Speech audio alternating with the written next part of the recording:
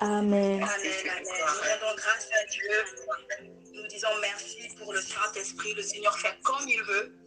Et nous bénissons son nom parce que nous savons qu'il est en train de travailler et il a déjà commencé dans la vie de certains d'entre nous. Et nous sommes infiniment reconnaissants pour cela. Amen. Alors, nous allons simplement prendre nos Bibles. Nous allons lire 2 paroles aujourd'hui pour les femmes d'exception que nous sommes. Tout au long de la prière que nous avons eue au début, on a dit que le thème c'était que nous ne mangeons pas, nous ne devons pas nous contenter que du pain qui nourrit la chair, qui nourrit le corps, mais nous devons surtout et nous devons rechercher le pain qui nourrit l'esprit, afin que notre esprit soit fort, parce que c'est lui qui nous emmène à effectuer les demandes qui rencontrent la volonté de Dieu. Amen. Ce soir, nous allons lire la parole de Dieu parce que quand nous venons dans la présence de Dieu, nombreux d'entre nous, nous venons, pas nombreux, nous tous d'ailleurs, nous venons avec des besoins. Nous venons avec des demandes. Nous venons avec des désirs. Nous venons avec ces 3 choses. Dieu les connaît. Quand nous venons rencontrer Dieu, nous venons souvent avec ça, que nous venons déposer au pied de notre Seigneur, avec nos besoins, nos demandes, nos désirs. Nous allons lire la parole de Dieu. La première que nous allons lire, c'est dans Esther 7, le verset 1, et nous allons nous arrêter au verset 6. Esther 7, verset 1 jusqu'au verset 6. Pour celles après qui voudront poursuivre, vous pourrez aller jusqu'à la fin. Et la deuxième parole que nous allons lire sera dans Marc 6,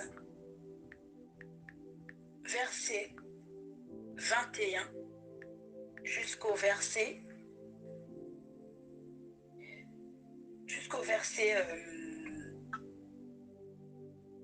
26. On va s'arrêter à 26. Bon, ou sinon on va terminer jusqu'à 27. Je vais lire déjà Esther 7, verset 1 au verset 6. Il est écrit, le roi et Aman allèrent au festin chez la reine Esther. Ce second jour, le roi dit encore à Esther, pendant qu'on buvait le vin, quelle est ta demande, reine Esther? Elle te sera accordée. Que désires-tu? Quand ce serait la moitié du royaume, tu l'obtiendras. La reine Esther répondit, si j'ai trouvé grâce à tes yeux, ô roi, et si le roi le trouve bon, accorde-moi la vie, voilà ma demande. Et sauve mon peuple, voilà mon désir. Car nous sommes vendus, moi et mon peuple, pour être détruits, égorgés, anéantis. Encore si nous étions vendus pour devenir esclaves et servantes, je me tairais. Mais l'ennemi ne saurait compenser le dommage fait au roi. Le roi Assuérus prit la parole et dit à la reine Esther, qui est-il et où est-il celui qui se propose d'agir ainsi? Esther répondit, l'oppresseur, l'ennemi, c'est Aman, ce méchant-là. Aman fut saisi de terreur en présence du roi et de la reine. Et la suite indique que le roi a pris une décision pour décapiter Aman.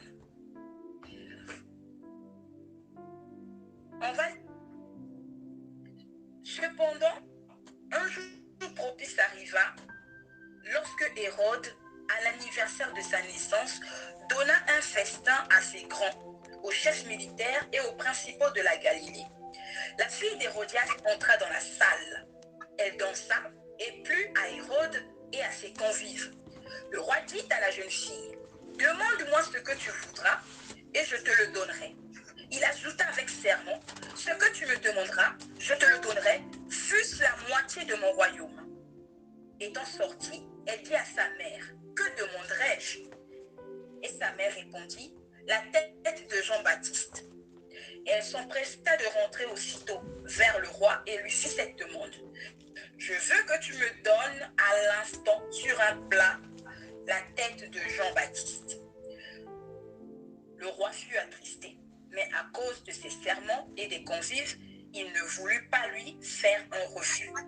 Il envoya sur le champ un garde avec ordre d'apporter la tête de Jean-Baptiste. Amen. Amen. Alors, Amen. on a lu deux paroles ici qui parlent des deux mondes. Les deux personnes ici qui nous intéressent sont des femmes. Nous avons d'un côté Esther, nous avons de l'autre Salomé. La fille d'Hérodias, elle s'appelle Salomé. Ce sont deux femmes qui ont eu l'opportunité de faire des demandes, pas à n'importe quelle personne, mais au roi. Elles sont devant le roi et le roi leur dit: fais-moi ta demande. Tout ce que tu vas me demander, je vais te le donner. Il va jusqu'à dire, dans les deux cas, ils ont dit la même chose. Même si c'est la moitié du royaume, je te le donne. Et nous savons qu'à cette époque-là, les royaumes n'étaient pas n'importe quel royaume. Le royaume était, en plus, le royaume, par exemple, du roi Assuérus, c'était pas un petit royaume, c'était un empire qui regroupait plusieurs nations, plusieurs cultures, plusieurs peuples. Mais le roi Assuérus dit à Esther: même si c'est la moitié de mon royaume, je te le donne. Donc, il est en train de dire à Esther: peu importe ce que tu vas me demander, je vais te l'accorder. Parce que Esther avait une demande qui brûlait dans son cœur, une demande qu'elle avait depuis longtemps. Une demande, quand on a une demande, c'est parce que on a quelque chose qu'on ne peut pas résoudre soi-même. La demande d'Esther, elle n'était pas en mesure de résoudre le sujet, le besoin qu'elle avait, qui était devenu un idéal inaccessible. Ce qu'il fallait qu'elle demande là, c'était parce que le problème que Esther avait, c'est que c'était un édit qui avait été scellé du sceau royal. Or, à l'époque, dès qu'il y a un édit qui est scellé du sceau royal, on ne peut rien y changer. Même le roi ne peut rien y faire. Le désir, c'est ça. Le désir, c'est que je veux quelque chose qui est inatteignable.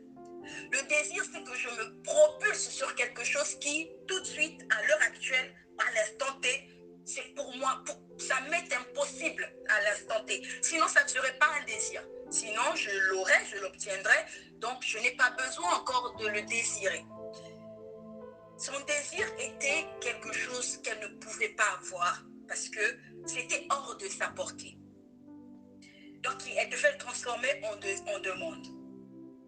Il fallait qu'elle demande parce que c'est quelque chose qu'elle ne pouvait pas obtenir par elle-même. Elle avait besoin que ça vienne d'autrui. Sa réalisation, la réalisation de ce désir, de ce qu'elle voulait, ne pouvait se faire que par quelqu'un d'autre. Et cette personne qui était en face d'elle, qui lui dit « demande-moi », avait le pouvoir de faire quelque chose pour elle. Voilà pourquoi elle pouvait exprimer sa demande auprès du roi. Mais cette demande ne datait pas de ce jour-là. Cette demande datait d'il y a longtemps. Il y a un désir, elle a un souci, elle a un problème, elle a besoin de quelque chose. Mais comment je vais faire pour l'avoir? Je sais qu'il y a quelqu'un qui peut éventuellement me secourir, me donner la réponse à ce que je veux. Ça veut dire qu'il faudrait que je lui demande. Que fait Esther? Le roi Assuérus, c'était le roi, c'était son époux. Elle avait les occasions de le voir. Sauf quand elle a répondu à Mardochée, pour ceux qui ont déjà lu l'histoire, elle a dit, mais ça fait longtemps que je ne l'ai même pas vu. Parce qu'il ne me fait même pas appeler. Mais il fallait qu'elle trouve une solution. Là, c'était encore la difficulté d'Esther. Je ne peux même pas lui parler. Parce qu'il ne m'a pas fait appeler. Je ne sais même pas s'il va m'appeler demain. Je ne sais pas quand est-ce que je vais le voir. Mais si je me présente sans qu'il m'appelle, je suis en train de prendre le risque de mourir. C'était compliqué, c'était difficile. Mais elle a fait une demande. Esther avait une demande qui ne la concernait pas seulement elle, parce que sa demande, entre guillemets, était liée à elle. Mais son désir n'était pas lié à elle. Parce que quand on lit la parole, quand elle répond, elle dit, si je l'ai trouvé grâce à tes yeux, au roi, et si le roi le trouve bon, accorde-moi la vie. Voilà ma demande. Et sauve mon peuple, voilà mon désir. La demande encore, elle se dit, accorde-moi la vie. Le roi peut éventuellement dire, tu restes dans le palais, il ne t'arrivera rien. La demande, elle sera répondue. Mais le désir, comme on a vu, c'est quelque chose qui semble inaccessible. Et quand elle dit, sauve mon peuple, c'est parce qu'elle sait que toi, roi, tu as signé, bon, c'était pas lui directement, mais un édit qui dit qu'il faut tuer ces gens. Le roi ne savait même pas de quel peuple elle faisait partie. Esther, avant de se présenter ce jour-là, on sait qu'elle avait pris le temps de prier. Elle a pris un temps pour prier. Juste pour formuler cette demande.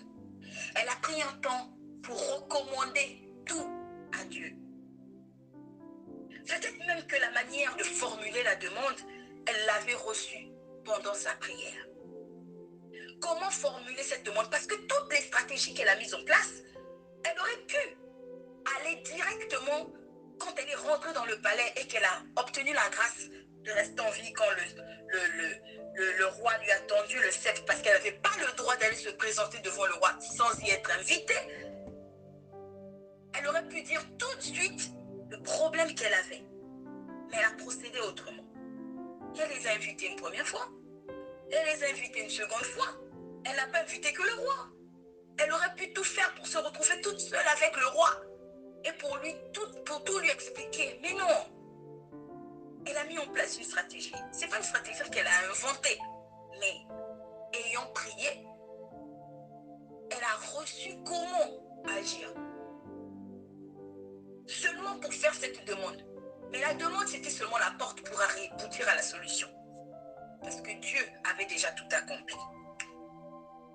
Assuérus n'a fait que exécuter ce que le Seigneur voulait qu'il exécute. Assuérus a préparé. Elle a dit, demande-moi tout. On lui a même demandé le royaume. Elle avait l'occasion de demander le royaume. On lui a dit, même si c'est la moitié du royaume, demande-moi.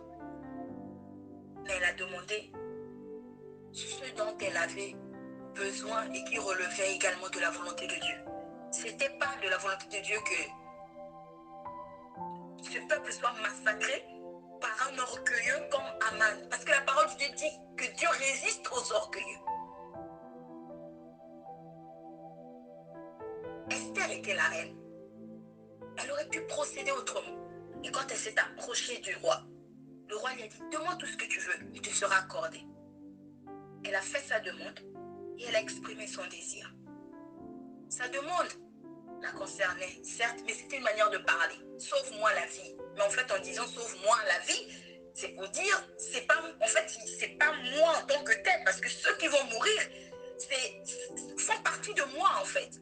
Et elle exprime le désir en disant, mon peuple, sauve mon peuple. Ça, c'est le désir, parce que c'est quasiment inaccessible. Effectivement, cette demande rencontre la volonté de Dieu. Et elle explique pourquoi elle fait ça.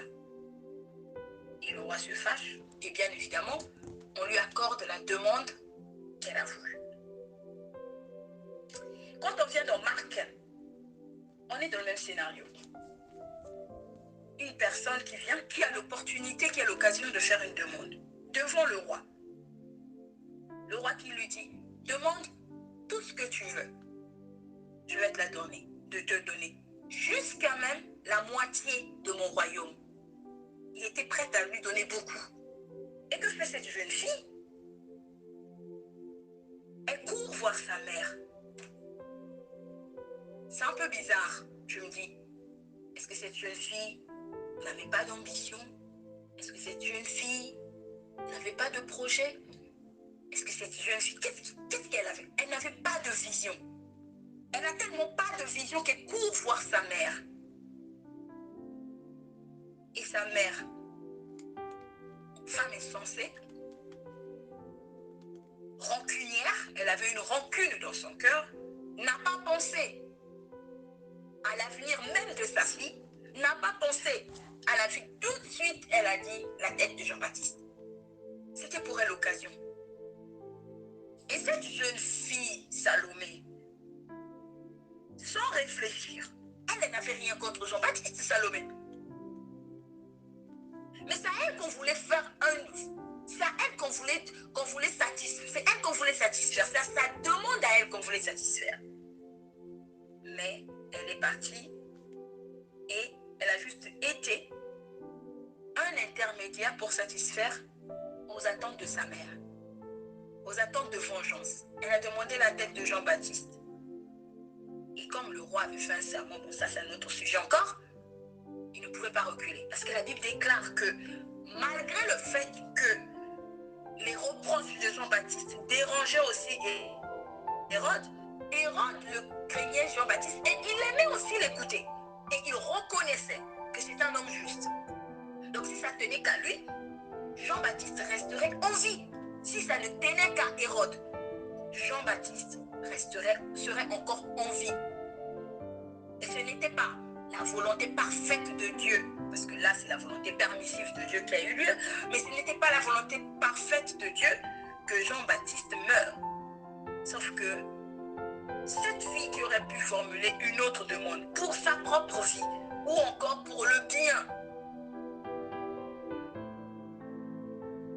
parce qu'elle a manqué de vision, elle a manqué de sagesse, elle a manqué de sens de la répartie. Et là, qu'est-ce qu'elle a gagné là-dedans? Qu'est-ce qu'elle a eu? Elle avait une opportunité. Elle avait la possibilité de demander des choses pour son avenir, pour sa vision. Elle n'a rien demandé. Dans ce sens, elle a laissé l'esprit de vengeance de sa mère lui voler la bénédiction et la grâce. Ce soir, en fait, je voulais simplement qu'on partage un peu sur la demande. Parce que quand nous venons dans la présence de Dieu, la plupart du temps, nous demandons. Et le Seigneur, à chaque fois que nous nous présentons à lui, il est bien plus que le roi Assuérus ou encore Hérode. Il est bien plus que. Et il est toujours dans la disposition de vouloir nous donner ce que nous voulons, ce que nous recherchons. Mais pour le Seigneur, effectivement, il attend, contrairement à Hérode ou encore à Assuérus, le Seigneur ne nous répond pas sur des demandes qui ne satisfont, qui n'épousent pas sa volonté. Voilà pourquoi il y a certaines demandes qui tardent. Il y a des demandes pour lesquelles, bien que dans le cas de Salomé, c'est Hérodias, sa mère, qui a donné la réponse. Mais n'empêche que c'est Salomé qui est venu répondre devant tout le monde. Donc on suppose, en fait, on considère que c'est le choix de Salomé. C'était ça, sa demande à elle. Il nous arrive, nous aussi, est-ce qu'on peut nous poser la question, chacune de nous, au fond de nous, quelles sont souvent la nature de nos demandes à Dieu? Parce que Dieu, il est un père pour nous. Parce que la Bible déclare que s'il n'a pas hésité à donner son propre fils en sacrifice pour nous, qu'est-ce qu'il pourra encore nous refuser? Que ne nous donnera-t-il pas encore? Qu'est-ce qu'il ne peut pas nous donner? C'est pour dire effectivement qu'il nous donnera tout.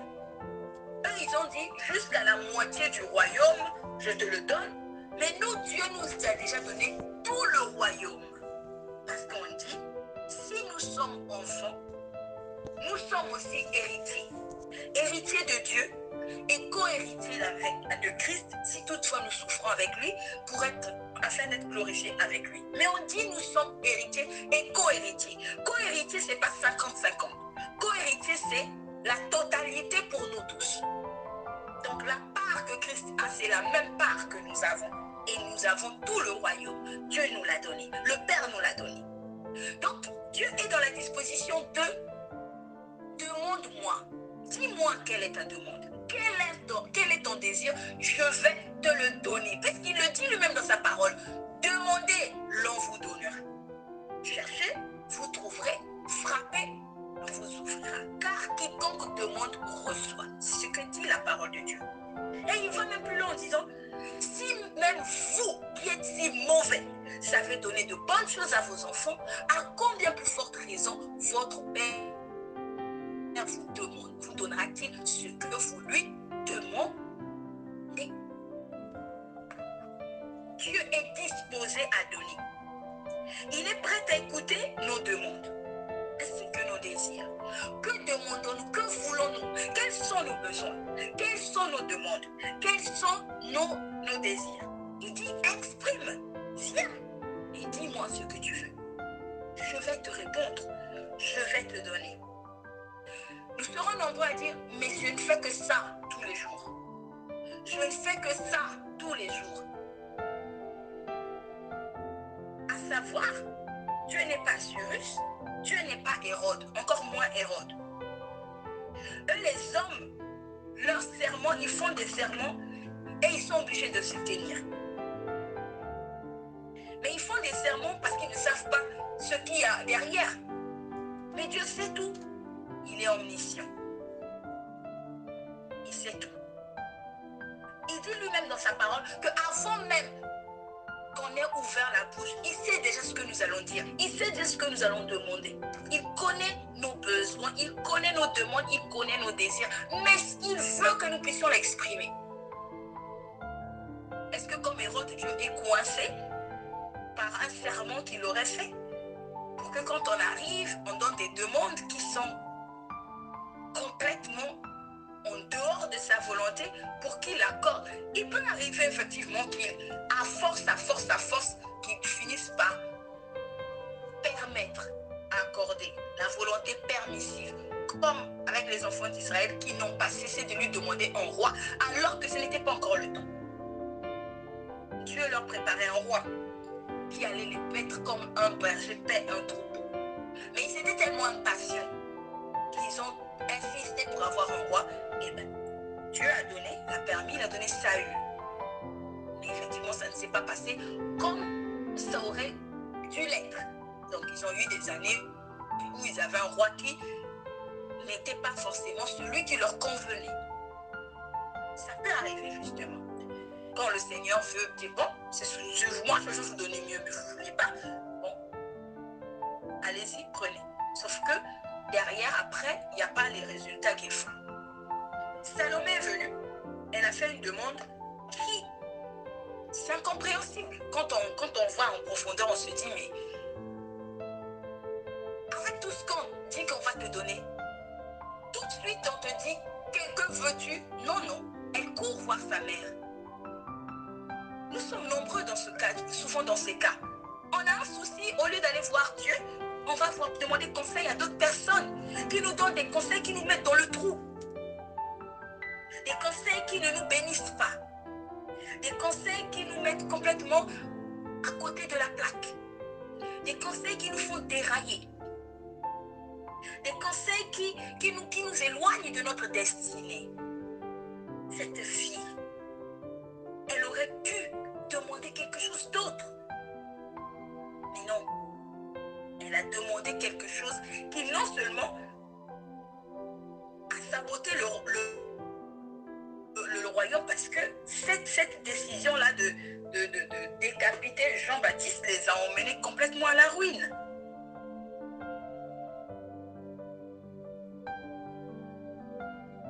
Quelle est la nature de ta demande? Esther, elle a pris du temps pour préparer sa demande.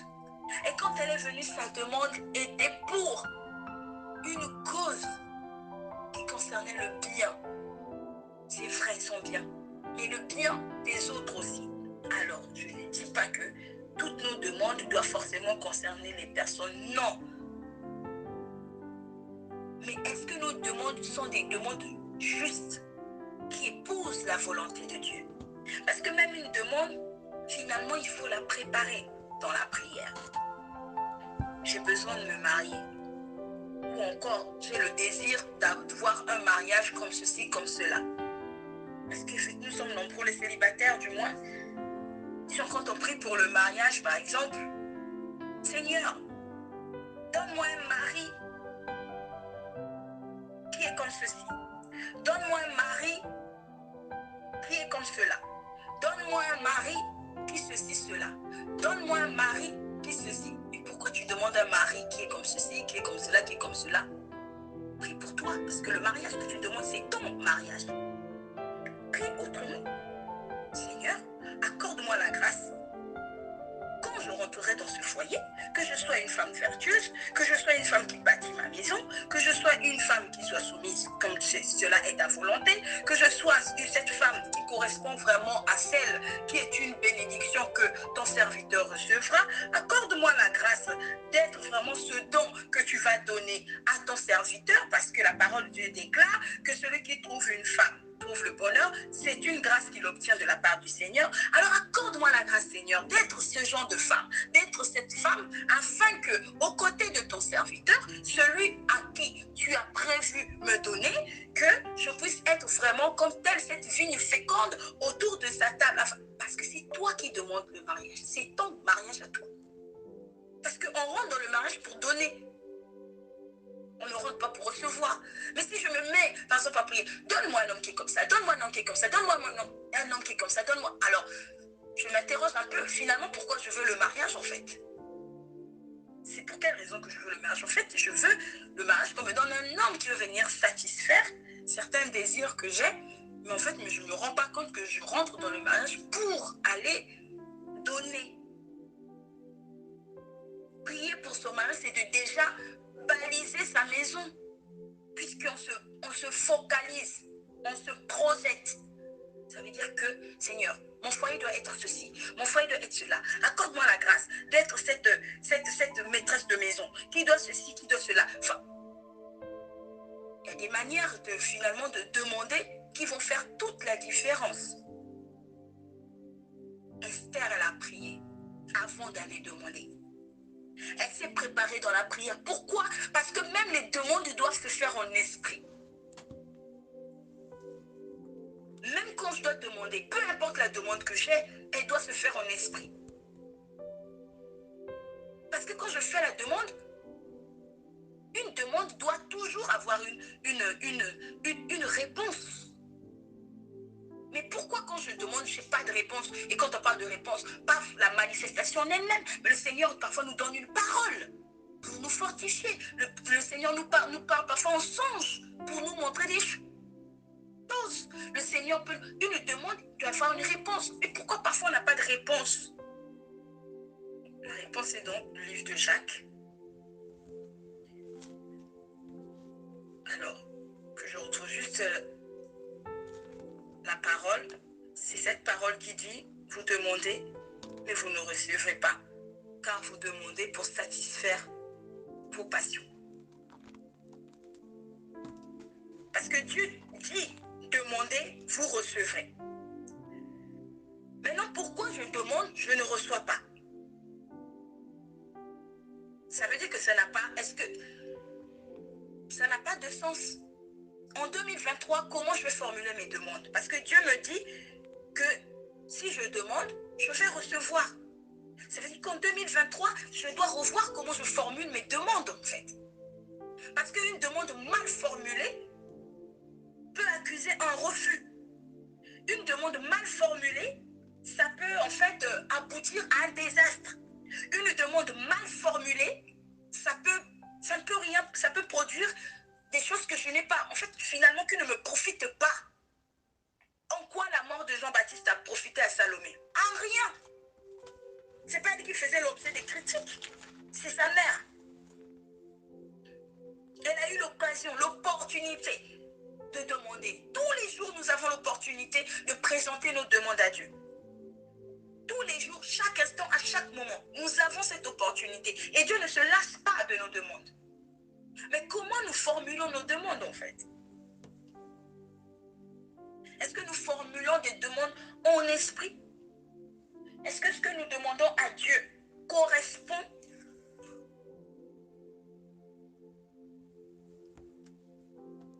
Même la demande doit se préparer de façon spirituelle. Cette demande que je veux, ce que je veux, je me pose d'abord la question. Est-ce que ce que je désire, est-ce que c'est pour satisfaire mes passions ou encore pour une bonne cause?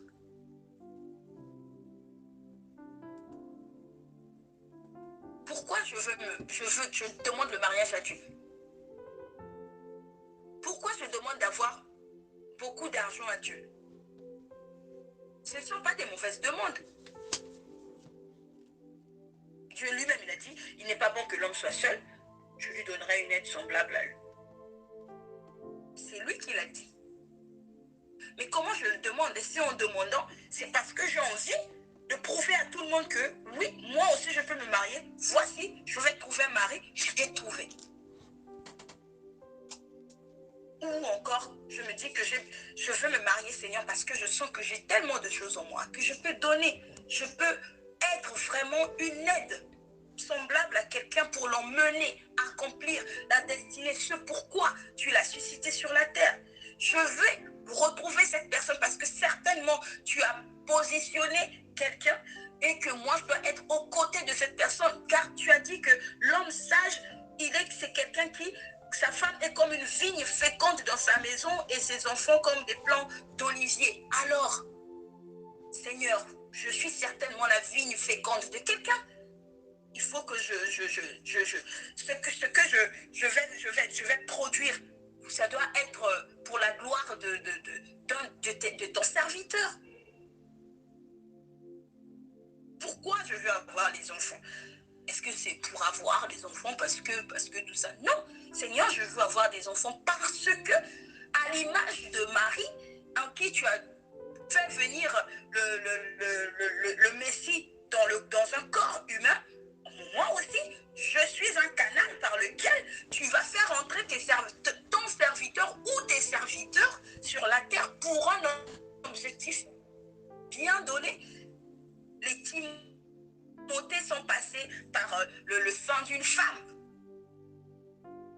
Paul lui-même est passé par le sein d'une femme. Pierre lui-même est passé par le sein d'une femme. Gédéon lui-même est passé par le sein d'une femme. Samson lui-même, il est passé par le sein d'une femme.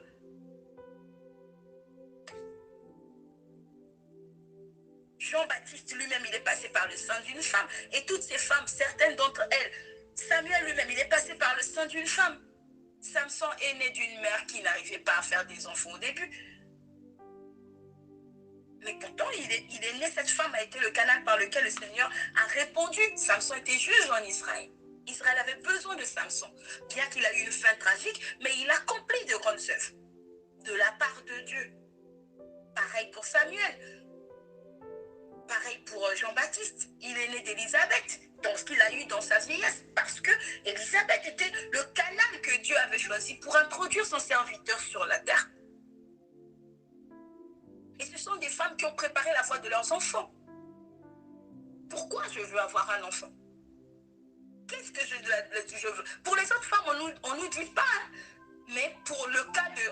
Parfois, le Seigneur amplifie une histoire juste pour nous donner un peu la voie. Pareil pour Anne, est l'exemple parfait. Tant qu'elle voulait satisfaire ses passions, non, elle n'avait pas. Pourtant, elle demandait. On dit qu'elle aussi partait prier. Elle montait, elle partait prier. Mais non, pas de réponse. Mais une fois qu'elle a revu sa manière de demander, elle a eu sa réponse.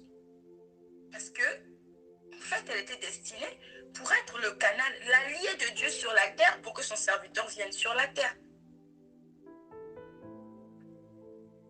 Donc, l'objet de cette exhortation, c'est simplement, en 2023, revoyons nos demandes? Quelle est la nature des demandes que nous exprimons à Dieu? Parce que nous devons d'emblée venir avec l'idée que Dieu veut nous répondre. Il veut nous exaucer. Il n'attend pas forcément qu'on souffre avant de nous répondre. La preuve, toujours dans le même optique. Parfois, le Seigneur amplifie une histoire pour nous donner un peu, pour nous faire connaître la réalité spirituelle derrière les choses. Dans le cas de Daniel, Dieu a dit, dès l'instant où tu avais ouvert la bouche, j'avais répondu. Les 21 jours, ce n'était pas pour que Dieu donne la réponse, parce que Dieu avait déjà répondu. Les 21 jours que lui a prié, sans d'ailleurs savoir que c'était ça le problème, c'était parce que sa réponse était bloquée quelque part. Dieu, la parole de Dieu est claire. Si déjà il nous a donné son Fils, que ne nous donnera-t-il pas avec lui? Il n'y a rien d'autre qu'il ne peut pas nous donner, parce qu'il nous a déjà donné le maximum. Et il n'est pas là à attendre qu'on souffre pour avoir des choses. Ce n'est pas son point. Dès l'instant où tu as demandé, j'ai répondu. Et il dit, venez, viens, demandez. Venez acheter, même sans argent. Même sans argent. Sans argent. Venez acheter sans argent. Parce qu'il veut donner. En réalité, il a déjà donné. Il veut que nous soyons bien. Donc en 2023, ce sera de prendre la résolution de revoir la nature de nos demandes. J'ai des désirs, c'est vrai. J'ai des besoins, c'est vrai. Mais comment je l'exprime en fait? Parce que quand je les exprime sous forme de demande. Comment je les exprime? Est-ce que c'est dans le but de satisfaire mes passions? Ou est-ce que c'est parce que c'est nécessaire pour moi? Et ça rencontre la volonté de Dieu. Dieu nous veut du bien. Dieu veut qu'on soit bien. Il a réservé des choses pour nous. Parce qu'il a dit dans sa parole, il est écrit que nous avons été bénis de toutes sortes de bénédictions spirituelles dans les lieux célestes en Jésus-Christ. Toutes sortes de bénédictions. Donc, bénédiction égale des bonnes paroles, des bonnes choses. Dieu, il nous a souhaité des bonnes choses. Il nous a tout donné. Mais alors, comment je l'exprime? Esther était une femme. Elle a eu l'opportunité, elle a saisi l'opportunité pour placer une bonne demande et qui a reçu un bon résultat. Derrière, tout un peuple qui allait être massacré, ils ont survécu. Salomé a eu une opportunité, mais elle n'a pas reconnu l'opportunité. Non, sa demande a entraîné la ruine. Quel est le résultat que peut avoir tes demandes? Qu'est-ce que je demande à Dieu? Dieu ne limite pas le nombre de demandes. Il n'est pas un génie, comme le génie dit, il faut que tu demandes 3. Que tu fasses 3 demandes. Non, Dieu ne limite rien. Si tu as 1000 demandes, fais tes 1000 demandes. Et même en faisant tes 1000 demandes, il répondra à 2000 besoins. Parce que la Bible déclare qu'il fait infiniment au-delà de ce que nous demandons ou pensons. Bien au-delà. Donc en 2023, soyons des femmes d'esprit. J'ai un besoin, je sens que j'ai un besoin. Je mets en prière. Je demande au Saint-Esprit de m'aider. Est-ce que la présenter à Dieu, j'aurai du résultat? Parce que la Bible dit que l'Esprit lui-même nous aide dans nos faiblesses, car nous ne savons pas ce qu'il convient de demander dans nos prières. L'Esprit lui-même nous aide dans nos faiblesses, car nous ne savons pas ce qu'il convient de demander dans nos prières. Voilà pourquoi il intercède pour nous par des soupirs inexprimables. En priant en esprit, le Saint-Esprit va télécharger en nous la bonne manière de voir, la bonne manière de formuler notre demande. Parce que nous avons besoin de formuler la demande comme il faut. Dieu n'attend que ça. Il est un père. Si même vous qui êtes si mauvais, ça veut donner de bonnes choses à vos enfants. À combien plus forte raison votre Père qui est dans les cieux vous donnera-t-il ce que vous demandez? Il donne que les bonnes choses. Dieu ne donne pas les mauvaises choses. Il ne va pas donner quelque chose pour que tu te détruises. Si tu lui demandes une arme parce que tu veux te défendre, parce qu'il y a tout le temps des voleurs, des brigands, bon ça c'est une image, hein, une image, qui viennent et tout ça là, bien sûr qu'il va te donner cette arme parce qu'il sait que c'est pour te défendre. Mais si tu lui demandes une arme parce que tu veux aller braquer les gens ou tu veux aller causer du tort aux gens, même s'il a une arme, il ne te la donnera pas. Parce qu'il sait que ça va détruire ta vie. C'est une demande insensée. Devant Dieu, nous devons présenter des demandes sages. Des demandes faites en esprit. Et nous avons besoin, avant, de préparer nos demandes comme Esther l'a fait. Elle a pris un temps de prière. Elle avait un besoin. Elle avait un souci. Elle avait un désir. Elle devait formuler une demande. Comment je vais la formuler, moi, la demande? J'ai un besoin, j'ai un désir. Comment je vais la formuler, moi, la demande? Elle a demandé à être soutenue dans la prière. Et là, elle a reçu toute la stratégie pour pouvoir faire sa demande et elle a obtenu. De l'autre côté aussi, elle a obtenu. Mais qu'est-ce qu'elle a obtenu? Elle a obtenu la ruine alors qu'elle avait une opportunité. En 2023, ne gâchons pas les opportunités que nous avons devant le Seigneur pour obtenir des exaucements. En 2023, le Seigneur veut nous exaucer. Le Seigneur nous donne l'opportunité. Il dit, venez, demandez-moi, je vais vous donner. Je vais vous donner ce que vous me demandez. Mais vous devez placer des bonnes demandes. Juste pour finir, il y a une histoire. Bon, elle est très racontée. Je vais la faire court. Quelqu'un voulait marier son fils ou sa fille. Bref, c'était un roi. Et il a beaucoup de personnes. Bon, pour la fille, hein, c'est pour le jeune homme. Il voulait marier son jeune homme. Les filles du royaume sont venues parce qu'elles voulaient épouser ce jeune homme. Le père a dit, celui qui va épouser ma fille il a donné des graines à chaque jeune fille. Donc planter ces graines, celui qui va me ramener la plus belle fleur, donc qui a bien été plantée, bien entretenue, va épouser mon fils. Et elles sont toutes parties. Le jour J, ils sont revenus. Parmi elles, il y en avait une. Elle avait beau faire de cette graine. Elle a planté, elle a arrosé, elle a pris soin. Rien n'a germé. Rien du tout. Et rien de rien. Le jour J, elle prend quand même son pot vide. En fait, avec rien qu'avec la terre, puisque la graine n'avait pas germé. Elle s'est dit qu'elle était vraiment nulle, puisque comment elle a fait pour ne même pas faire germer une fleur. Tout le monde se ramène avec des belles fleurs, toutes les jeunes filles. Elle arrive. Donc, le roi dit que c'est elle qu'il choisissait. Tout le monde était choqué parce qu'il y avait des filles qui sont venues avec des belles fleurs. Il dit, mais dans tous les cas, ces graines-là ne devaient pas germer parce qu'il les avait stérilisées, les graines. Donc, toutes les dames qui ont ramené des fleurs, en fait, ce sont des personnes qui ont triché. Donc, la seule personne honnête, puisqu'il cherchait la fleur de l'honnêteté, il l'a trouvée en celle qui est venue avec un pot complètement vide, puisque la semence était stérile. Tout ça pour dire, une demande stérile ne produira rien. Tu auras beau multiplier les prières dessus, jeûner dessus, faire des actions dessus, elle ne pourra rien donner parce que à la base, en son sein, cette demande, elle est déjà stérile.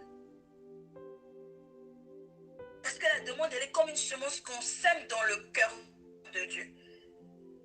Pour que cela produise une réponse pour nous. Si elle est stérile, parce que c'est dans le but de satisfaire des passions, c'est-à-dire c'est une demande qui est complètement foireuse, elle ne donnera rien. Donc notre prière de ce soir, c'est Seigneur, accorde-nous la grâce d'éviter des demandes stériles, mais de faire des demandes en esprit. Que le Saint-Esprit nous donne la sagesse de faire des demandes sages, des demandes en esprit. Qu'en 2023, qu'on puisse éliminer toutes les demandes superflues, parce qu'il y en a beaucoup qui viennent en fait simplement nous fatiguer dans nos temps de prière, alors qu'on aurait pu formuler ces demandes autrement. Et ça, le Saint-Esprit nous aide à faire le ménage dans nos cœurs, afin que quand nous puisons la semence dans nos cœurs, c'est-à-dire notre besoin, notre désir, nous puisons cette demande dans nos cœurs pour pouvoir la semer dans le cœur de Dieu. Quand elle rencontre la volonté de Dieu, elle ne peut que produire. Donc on va prier, on va prendre le temps de prier pour demander au Seigneur qu'en 2023, que nos demandes soient des demandes sages, que ce soit des demandes d'esprit, que ce soit des demandes fécondes, parce qu'on ne veut plus des demandes stériles, des demandes pour lesquelles on se fatigue, mais qui en fait ne produiront jamais rien, parce qu'elles sont d'avance stériles, elles sont de nature stérile. Dieu dit, demande, fais tes demandes. Autant qu'elles sont faites, il va répondre. Si même les hommes l'ont dit, à quand même forte raison Dieu, puisqu'il a dit, il nous a déjà tout donné, jusqu'à donner le maximum qu'il aurait pu. Amen. On va élever la voix et on va prier. Élevons premièrement la voix pour rendre grâce à Dieu de ce qu'il nous a encore donné sa parole aujourd'hui, pour que nous puissions, parce que la Bible déclare, la révélation de ta parole est claire et elle donne de l'intelligence aux simples. Là où nous étions simples, là où nous avions de l'ignorance, la parole de Dieu vient et elle endommage cette ignorance afin de nous faire accéder à la sagesse. La Bible déclare que nous devons rechercher la sagesse et l'intelligence, car c'est par la sagesse que Dieu a créé la terre et c'est par l'intelligence qu'il a affermi les cieux. Waouh! Rien qu'avec ces deux-là, il a tout positionné, il a fait tout ce qui nous entoure ici. Ça veut dire que c'est de ça dont nous avons besoin. Et c'est la parole de Dieu qui nous donne cette sagesse, c'est la parole de Dieu qui développe en nous cette intelligence, qui nous permet également de savoir puiser dans le champ de notre cœur les bonnes graines pour que nous puissions les semer dans le cœur de Dieu et que cela puisse produire le fruit de l'exaucement. Élevons la voix, rendons grâce à Dieu, disons merci au Seigneur qui a encore pensé à nous, qui nous a encore arrosé ce soir avec sa parole.